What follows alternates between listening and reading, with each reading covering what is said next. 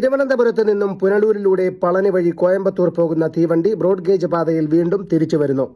Kollam Chenkotta metre gauge പാതയിലുണ്ടായിരുന്ന സർവീസാണ് broad gauge പാതയിൽ പ്രത്യേക സർവീസായി തിരിച്ചുവരുന്നത്. യാത്രക്കാരുടെ വർഷങ്ങളായുള്ള ആവശ്യമാണ് റെയിൽവേ ഇപ്പോൾ പരിഗണിച്ചിരിക്കുന്നത്.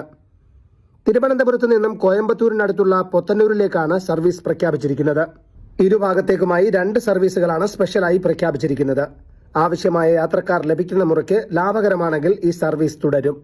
പളനിയിലേക്ക് പോകുന്ന യാത്രക്കാർക്ക് ആവശ്യത്തിന് തീവണ്ടി സർവീസുകൾ ലഭ്യമല്ല എന്ന പരാതി വ്യാപകമായിരുന്നു.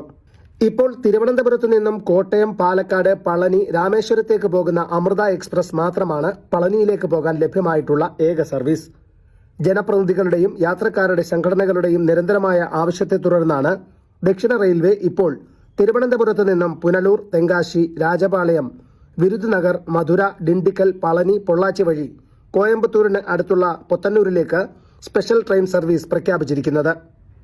ബുധനാഴ്ചകളിൽ തിരുവനന്തപുരത്ത് നിന്നും പുറപ്പെടുന്ന ട്രെയിൻ വ്യാഴാഴ്ചകളിൽ രാവിലെ പൊത്തന്നൂരിൽ എത്തിച്ചേരും.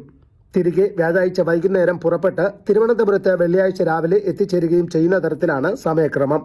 പളനി യാത്രികർക്ക് അനുകൂലമായ സമയക്രമമാണ് സർവീസിന് പ്രഖ്യാപിച്ചിട്ടുള്ളത്. തിരുവനന്തപുരം പൊത്തന്നൂർ എക്സ്പ്രസ് ബുധനാഴ്ചകളിൽ ഉച്ചയ്ക്ക് 1 മണിക്ക് തിരുവനന്തപുരം നോർത്തിൽ നിന്നും പുറപ്പെടും. ഉച്ചയ്ക്ക് 2:35 കൊല്ലത്തും 3:35 പുനലൂരിലും എത്തിച്ചേരും.